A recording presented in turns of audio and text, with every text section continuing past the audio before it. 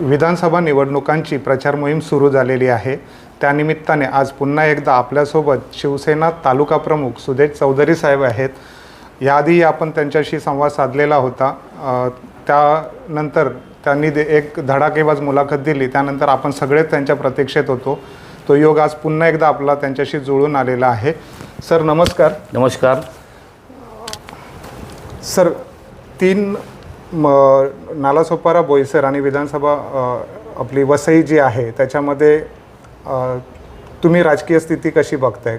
काय लढती होतील आणि तुमची रणनीती कशी आहे महायुतीची? महायुती ह्या 2.5 विधानसभा जे मतदारसंघ आहेत, नालासोपारा, वसई आणि बोईसरचा काही भाग म्हणजे 140 बूथ जवळपास आपल्या या तालुक्यामध्ये आहेत। आणि रणनीती म्हणजे राज्य सरकारने केलेली कामं, केंद्र सरकारने केलेली कामं, केंद्र शासनाच्या योजना, राज्य शासनाच्या योजना, लाडकी बहीण, विशेषतः लाडकी बहीण ही जी योजना अतिशय लोकप्रिय झाली, ज्याला या महाराष्ट्रातल्या सर्व भगिनींनी ॲप्रिशिएट केलं। आणि त्यामुळे एकनाथ शिंदेंचं हे जे काम आहे हे खूप मोठं काम आहे आणि त्याच्यामुळे आम्हाला विश्वास आहे की ह्या योजनांचा लाभ ह्या निवडणुकीमध्ये आम्हाला निश्चितच होईल। सर, वसईमध्ये आपण वसईकडून येऊया। वसईमध्ये तिरंगी लढत आहे। तुमच्या महायुतीच्या स्नेहा दुबे आहेत, बहुजन विकास आघाडीकडून हितेंद्र ठाकूर आणि विजय पाटील आहेत। तर तुम्ही असे कोणते मुद्दे, म्हणजे हे झाले राष्ट्रीय किंवा राज्य पातळीवरचे मुद्दे, स्थानिक पातळीवर तुम्ही कसे त्यांना सामोरे जाणार आहात? बघा, गेल्या 35 वर्षापासूनची चर्चा या तालुक्यामध्ये होते। अनेक मुद्दे आहेत की 6 टर्म असलेले आमदार हितेंद्र ठाकूर, त्याच्यानंतर त्यांचा चिरंजीव 3री टर्म आणि आता ही 4थी टर्म, बोईसरच्या इथे विलास तरे, त्याच्यानंतर राजेश पाटील। आता इतक्या वर्षाची प्रदीर्घ सत्ता असताना आणि ह्या प्रत्येक विधानसभेमध्ये वेगळी वेगळी भूमिका घेऊन वेगळ्या शासनाला त्यांनी मदत केलेली आहे, म्हणजे पाठिंबा जाहीर केलेला आहे विकासाच्या मुद्द्यावर। परंतु तसा जो काय नियोजित विकास व्हायला पाहिजे होता तो या भागाचा झालेला नाही आहे। आणि म्हणून आमचं म्हणणं हेच आहे की परिवर्तन हे व्हायलाच पाहिजे। लोकांनी देखील ठरवलेलं आहे परिवर्तन आणि लोक परिवर्तनाच्या दिशेने आहेत। आणि त्याचं कारण असं आहे की म्हणजे अगदी सगळेच काय आपल्याला विषय घेता येणार नाही, परंतु आज विजेची समस्या म्हणजे लाईटची समस्या, आज आपल्याकडचं नागरिकीकरण मोठ्या प्रमाणात नागरिकीकरण या भागामध्ये झालेलं आहे। आणि त्या मानाने ज्या काही सुविधा व्हायला पाहिजे होत्या इलेक्ट्रिसिटीच्या बाबतीमध्ये, म्हणजे 220 kVची 2 सबस्टेशन होणं गरजेचं होतं, 100 kVचं एक सबस्टेशन जे चिखलडोंगरीकडे प्रस्तावित होतं, त्यामध्ये कुठलंच काही झालेलं आहे। आज लाईट गेल्यानंतर ह्या तालुक्यातल्या लोकांना 4-4, 5-5 तास लाईट येत नाही। आम्ही देखील आमच्या स्तरावर पाठपुरावा करत असतो MECBच्या लोकांशी, परंतु MECBच्या लोकांचं तेच म्हणणं आहे की आपल्याकडचे जे सगळे जे फीडर आहेत हे सगळेचे सगळे फीडर ओव्हरलोडेड आहेत, त्याच्यामुळे लाईट जाते आणि ते बंच कंडक्टर ते बस्ट होतात, असे सगळे प्रकार झालेले आहेत। कारण शेवटी ह्या यंत्रणामध्ये जो काही बदल व्हायला पाहिजे होता, जी आपल्याकडे सबस्टेशन आहेत त्याची जी क्षमता वाढवायला पाहिजे होती, ते असे कुठलेच प्रकार झालेले नाही आहेत। आणि म्हणून जर काही चांगल्या कामाचं श्रेय तुम्ही घेत असतील, तुम्ही म्हणत असतील की आम्ही ही कामं केली, आम्ही ती कामं केली, मग हा जो विषय आहे ह्याचं क्रेडिट कोण घेणार? आज लोकांना लाईटशिवाय 2-2, 3-3 तास राहावं लागते, तर त्याचं पण क्रेडिट तुम्ही घ्यायला पाहिजे असं माझं म्हणणं आहे। आणि म्हणून ह्याच्यामध्ये जर बदल व्हावाचा वाटत असेल, ह्यासारख्या अनेक समस्या आहेत। रहदारीची समस्या आहे आपल्याकडे, सकाळ संध्याकाळ लोक बाहेर पडताना आबालवृद्ध असतील, स्त्रिया असतील, विद्यार्थी असतील, सगळे फुटपाथ जवळपास काबीज झालेले आहेत। सगळ्या फुटपाथवर म्हणजे अगदी मुंबई हायकोर्टाचे निर्देश असताना 150 मीटर स्टेशनच्या परिसरात फेरीवाले बसू नये, परंतु आज आपण परिस्थिती पाहिली तर 100 मीटर का 50 मीटरच्या त्या रेंजमध्ये देखील फेरीवाले बसलेले आहेत। आणि नागरिकांना प्रचंड अशा त्रासाला तोंड द्यावं लागते सकाळ संध्याकाळ रोज।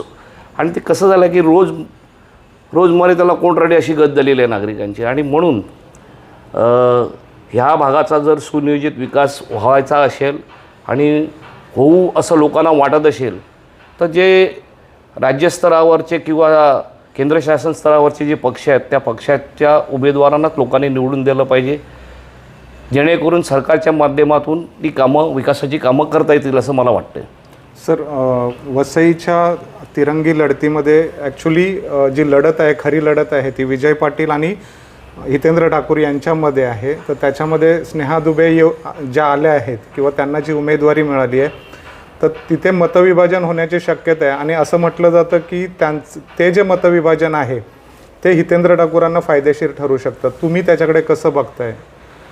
नाही, माझं म्हणणं तर उलट आहे. आत्ता नुकत्याच लोकसभेच्या निवडणुका झालेल्या आहेत आणि या लोकसभेच्या निवडणुकीमध्ये आपण जर लोकांचा कल पाहिला तर बहुजन विकास आघाडी त्या वसई मतदारसंघामध्ये 3ऱ्या नंबरला आहे. 1 नंबरला भाजप आहे, 2 नंबरला महाविकास आघाडी आणि 3 नंबरला हितेंद्र ठाकूरांचं बहुजन आघाडी आहे. त्याच्यामुळे स्नेहा दुबे आहेत, ह्या कायद्याच्या अभ्यासक आहेत. श्रमजीवीच्या माध्यमातून त्यांनी अनेक कामं केलेली आहेत, अनेक आंदोलनं केलेली आहेत. संघर्षाचा मोठा असा वारसा त्यांना लाभलेला आहे. आणि तारामाई वर्तकानंतर 40-45 वर्षानंतर वसईसारख्या भागाला एक चांगली महिला उमेदवाराच्या स्वरूपात मिळालेली आहे. त्याच्यामुळे आमचं तर म्हणणं आहे की आम्ही वसई विधानसभा मतदारसंघामध्ये 1 नंबरला राहू. सर, मागे एक ग्लोबल सिटीमध्ये एक बहुजन विकास आघाडीने सभा घेतलेली, त्यांचा कार्यकर्ता मेळावा झालेला. हितेंद्र ठाकूर ठामपणे म्हणतात की वसईचा आमदार मीच असेल. तो हा जो विश्वास आहे तर तो कोणत्या बेसवर ते व्यक्त करतात? भाजप म्हणजे जे राज्यातले किंवा केंद्रातले पक्ष आहेत ते त्यांना म्हणजे मागून सपोर्ट करतायत म्हणून आहे? नाही, कसं आहे की राजकीय पक्षाच्या नेत्यांना असं बोलावंच लागते ना. ते काय म्हणणार का मी हरणार आहे, असं कधीच म्हणणार नाही ना. लोकसभेला देखील त्यांनी अनेक दावे केले होते. त्यांचे जे पक्षाचे प्रवक्ते आहेत त्यांनी देखील अनेक दावे केले होते. परंतु रिझल्ट आल्यानंतर वस्तुस्थिती कळली ना का त्यांची काय परिस्थिती आहे तिन्ही ह्या विधानसभा मतदारसंघामध्ये. त्याच्यामुळे तशी काही शक्यता नाही. निश्चितच यावेळी लोकांनी परिवर्तनाचा विडा घेतलेला आहे. आणि परिवर्तन म्हणून, कारण शेवटी ह्यांना लोक कंटाळलेले आहेत, ह्यांच्या कामकाजाच्या पद्धतीला कंटाळलेले आहेत. आणि महापालिकेची कामं आम्ही केली असं दाखवण्याचा जो प्रयास आहे, आमदार म्हणून त्यांनी काय केलं हे ते कधीच सांगत नाही, पण महापालिकेची कामं आम्ही केली म्हणून सांगतात. आता अगदीच काल परवा 4 दिवसापूर्वी उद्यानांचं शहर म्हणून तुम्ही मुलाखत दिली, उद्यानांचं शहर म्हणून. आज काय परिस्थिती आहे त्या उद्यानांची मला सांगा. महापालिका उद्यानं बनवते, आज परिस्थिती काय आहे? तुम्ही त्या ठिकाणी तुमच्या काही लोकांना, विशेषतः बघा, माझं काय बचत गटाला काम देऊ नये असा माझा विरोध नाही आहे. बचत गटाला काम दिलं पाहिजे, त्याच्या बाबतीत माझं काही म्हणणं नाही. परंतु ते बचत गट ज्या कामाचे पैसे घेतात ते काम इमाने इतबारे करतात का, हा मोठा प्रश्न आहे. म्हणजे अगदी मी जिथे राहतो त्या वर्तकवाड येथे जे तलाव आहे, ज्या ठिकाणी गणपती विसर्जन होतो, त्या ठिकाणी त्या तलावाची परिस्थिती बघा, तिथे खेळण्यांची परिस्थिती बघा. त्या नगरसेविकेचा जो पती आहे तो एकटा तिकडे काम करत असतो. आता बचत गटाला काय अभिप्रेत असते आपल्याला की बचत गटातील ज्या महिला आहेत ह्या महिलांना सक्षमीकरणाच्या दृष्टीने ह्या सगळ्या गोष्टी व्हायला पाहिजेत. परंतु जे काय प्रकार चालले आहेत ते वेगळेच आहेत. आणि म्हणून उद्यानांचं शहर जर तुम्ही म्हणत असतील तर तुम्ही कधी उद्यानात गेल्यात का?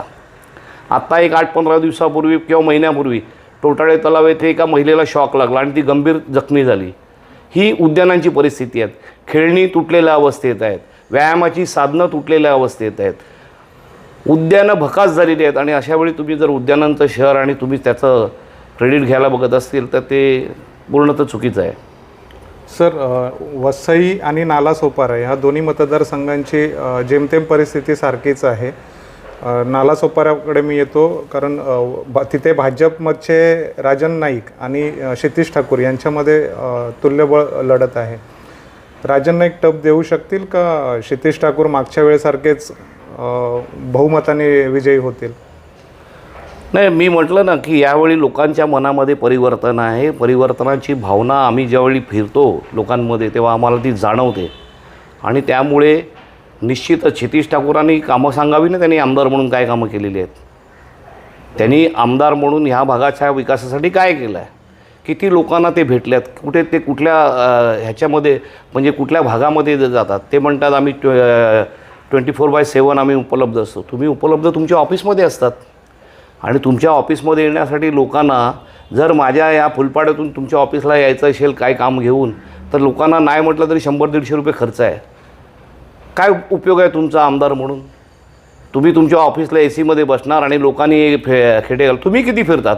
तुम्ही गेल्या या 15 वर्षाच्या तुमच्या कारकिर्दीमध्ये किती फिरले तुम्ही, ते लोकांना त्याची माहिती द्या ना. काही लोक तर तुम्हाला ओळखतसुद्धा नाही की तुम्ही आमदार आहेत म्हणून. अशी परिस्थिती आहे तुमची.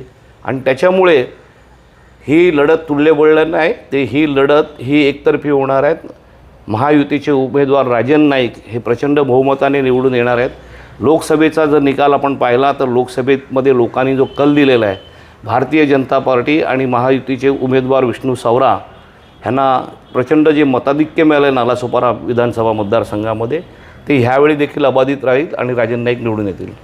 सर, आता ज्या पद्धतीच्या उमेदवारी दिल्या गेलेल्या आहेत महायुतीकडून, त्याच्याकडे लोक जी आहेत, लोकांना परिवर्तन हवं आहे, पण मागचा अनुभव लक्षात घेता महायुती किंवा राज्य सरकारच्या ते लोक सरकारमध्ये आहेत, त्याच्यामुळे त्यांच्यावर लोक साशंकतेने बघत आहेत. जसं की नालासोपाऱ्यामध्ये धनंजय गावडेंना उमेदवारी दिली गेली आहे. धनंजय गावडे यांना बच्चूभाई कडू यांचा पक्ष उमेदवारी देतो आणि ते एकनाथ शिंदेंचे सहकारी असतात किंवा एकनाथ शिंदे फडणवीसांचे सहकारी असतात. तर ऑब्वियस त्यांच्या तिथे पण जे मतविभाजन होणार आहे ते बवियाच्या पथ्यावर पडेल असं म्हटलं जातं. तुम्ही पुन्हा त्या गोष्टीकडे कसे बघताय? लोकसभेच्या काळामध्येच बच्चूभाऊ थोडे त्या बाजूला गेलेले दिसले, काहीतरी त्यांच्यामध्ये झालं. आणि एक तिसरी आघाडी म्हणजे राजू शेट्टी असतील, संभाजीराजे असतील, बच्चूभाऊ असतील, असं त्यांनी एक वेगळा प्रकार केला आणि तिसरी आघाडी म्हणून त्यांनी ते लोकसभा देखील लढवली. आता ह्या विधानसभेमध्ये त्यांनी इथून ज्यांना उमेदवारी दिलेली आहे त्यांचा जर आपण पूर्व इतिहास पाहिला तर फार काय घडेल या मतदारसंघामध्ये आणि त्यांना काय फार मोठं असं लोकांचं मताधिक्य मिळेल असं मला तरी वाटत नाही.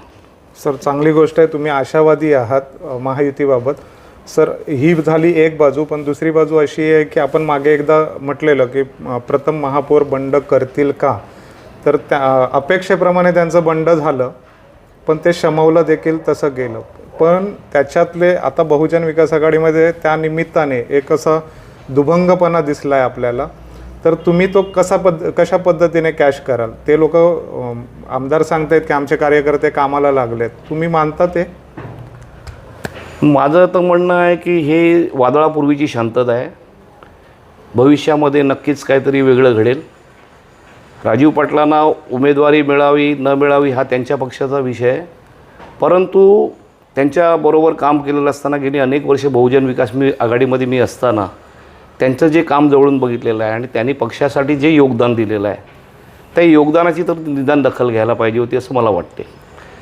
कारण कसं आहे की लोकसभेच्या प्रत्येक निवडणुकीमध्ये, महापालिकेच्या निवडणुकीमध्ये, विधानसभेच्या निवडणुकीमध्ये त्यांनी प्रचंड अशी मेहनत घेऊन त्या पक्षाच्या विजयामध्ये त्यांचा एक मोठा की रोल आहे. आणि म्हणून उमेदवारीवर त्यांचा दावा तर नैसर्गिकरित्या मला तरी मान्य होतो आहे. तो आमदार हितेंद्र ठाकूरांनी सांगितलं होतं की पुढच्या वेळी मी निवडणूक लढणार नाही, माझ्या कुटुंबातला देखील कोण लढणार नाही, कोणातरी एका वेगळ्या कार्यकर्त्याला, ही त्यांची बाईट सर्व तुमच्या पत्रकारांसमोर दिलेली आहे. मग राजू पाटीलला केवळ उमेदवारी मिळू नये म्हणून हा अट्टहास आहे का? राजू पाटलांचं बंड शमलं मला तरी असं वाटत नाही. कारण शेवटी त्यांच्यावर झालेला अन्याय हा अन्याय जरी त्यांनी कुटुंब म्हणून, कुटुंबातल्या अडचणी म्हणून त्यांनी जरी ते समजून घेतलं असेल किंवा कुटुंबातल्या लोकांना किंवा कुटुंबातल्या ज्येष्ठांना मान देऊन त्यांनी काही माघारीची भूमिका घेतली असतील, पण त्यांचे कार्यकर्ते मला वाटत नाही की त्या तितक्या निष्ठेने काम करतील किंवा तितकं म्हणजे जीव ओतून काम करतील. थोडंसं डाऊटफुल आहे ते सगळं. कारण आणि त्याच्यामागे कारणही तसं आहे, का करावं त्यांनी? मग त्यांना काय फक्त तुम्ही वापरूनच घेणार का? बहुजन विकास आघाडीची अलीकडच्या काळामध्ये हीच पद्धत झाला आहे, यूज अँड थ्रो. आणि मग एखादा कार्यकर्ता जर काम करत असेल, एखादा कार्यकर्ता तन मन धनाने आपलं सर्वस्व पक्षाला देत असेल, तर त्यांनी उमेदवारी मागू नये हा तुमचा थोडा अट्टासा झाला ना. म्हणजे हा तुम्ही संदेशच लोकांना देतात ना की भविष्यात कोणी आमदारकी मागू नये. सर, या निमित्ताने मी तुम्हाला 2 प्रश्न करतो की असं त्याच्यामध्ये पण असे दोन मतप्रवाह असे सांगितले जातात की प्रथम महापौरांचं जे बंड आहे, म्हणजे त्यांनी इच्छा व्यक्त केलेली होती, ॲक्च्युअलमध्ये भाजपमधूनच त्याला शमवलं गेलं कारण अंतर्गत स्पर्धा जी असते त्यातून, आणि दुसरीकडे असं म्हटलं जातं की हितेंद्र ठाकूरांनी त्यांना कुठेतरी शह दिला आहे. तुम्ही या दोघातलं कोणतं मतप्रवाह जास्त मानता? मला असं काय वाटत नाही, कारण शेवटी भारतीय जनता पक्ष हा राष्ट्रीय लेवलचा पक्ष आहे, मोठा पक्ष आहे. आज देशामध्ये एक नंबरचा पक्ष आहे. अनेक खासदार आहेत, अनेक आमदार आहेत त्या पक्षाचे. आणि त्यांना माणसं उलट ते घेणारे लोक आहेत की लोकांची परीक्षा बघतात, माणसं बघतात. एखादा किती काम करणारा माणूस असेल तर त्याला ते निश्चित करतात. त्याच्यामुळे त्यांच्याकडून बंड शमवलं गेलं असेल किंवा असं काय प्रकार झाला असेल असं मला तरी वाटत नाही.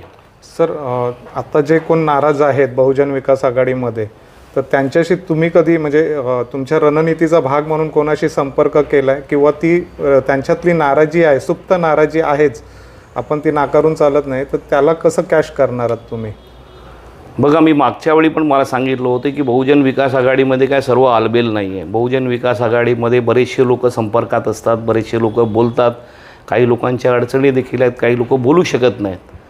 परंतु ज्या पद्धतीने बहुजन विकास आघाडीमध्ये गेल्या काही वर्षात काम होते, नेतृत्वामध्ये जे काही बदल वागण्यामध्ये जे काही बदल घडलेले आहेत गेल्या काही वर्षामध्ये, त्याच्यामुळे लोक बहुजन विकास आघाडीमधले जे जुने लोक आहेत, ज्यांनी पहिल्यापासून आमदार हितेंद्र ठाकूरांना साथ दिलेले आहेत, हे लोक प्रचंड वैतागलेले आहेत, प्रचंड कंटाळलेले आहेत.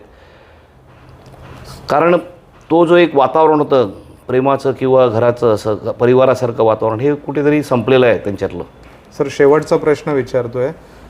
त्या उपरही आमदार हितेंद्र ठाकूर सांगतात की आमचे कार्यकर्ते कामाला लागले आहेत, आणि आपण बघतोय की जुने जाणते जे काय नगरसेवक आहेत त्यांनी आपापलं पॉकेट सांभाळायला सुरुवात केलेली आहे, विशेषतः नालासोपाऱ्यामध्ये. तुमची रणनीती कशा पद्धतीने असणार? तुम्ही कसे पुढे जाणार आहात? 4.5 वर्ष कार्यकर्त्यांना विसरायचं, 4.5 वर्षामध्ये कोणाचा किती उपमर्द करता येईल, कोणाला किती घालून पाडून बोलता येईल हे करायचं, आणि मग निवडणूक आल्यानंतर माझा कार्यकर्ता हा माझा श्वास, माझा, हे सगळे फंडे आता लोकांना कळून चुकल्यात. आणि राजीव पाटलांच्या वरून तर लोकांनी, माझी तर कार्यकर्त्यांना विनंती आहे की त्यांचा अनुभव घ्या की त्यांच्यासारख्या घरातल्या माणसाला जर न्याय नसेल मिळत तर तुम्हाला काय न्याय मिळणार आहे. त्याच्यामुळे कार्यकर्त्याबद्दल जी काही संकल्पना बहुजनच्या नेतृत्वाची आहे ती काय फक्त म्हणजे वेळेपुरता त्यांचा उपयोग करून घ्यायचा ह्या भावनेतूनच कार्यकर्त्यांकडे पाहिलं जाते. त्याच्यामुळे कार्यकर्त्यांनी देखील सजग असायला पाहिजे. कार्यकर्त्यांनी देखील, जर आम्ही एखाद्या राजकीय पक्षासाठी, एखाद्या व्यक्तीसाठी आम्ही काम करतो, आमचं सर्वस्व, आमचा वेळ देतो, आणि मग त्या ठिकाणी जर आमचा उपमर्द होणार असेल, चार चौघामध्ये अपमान होणार असेल, तर मग तुम्ही काय करायचं हे तुम्ही ठरवायला पाहिजे, असं मला कार्यकर्त्यांना सांगावंसं वाटते. सर, धन्यवाद. येणाऱ्या काळात आपल्याला लक्षात येईलच बहुजन विकास आघाडी म्हणा किंवा महायुती कशा पद्धतीने पुढे जाते. आपण या निमित्ताने आता येणाऱ्या 14 दिवसात भेटतच राहू. तोपर्यंत धन्यवाद. धन्यवाद.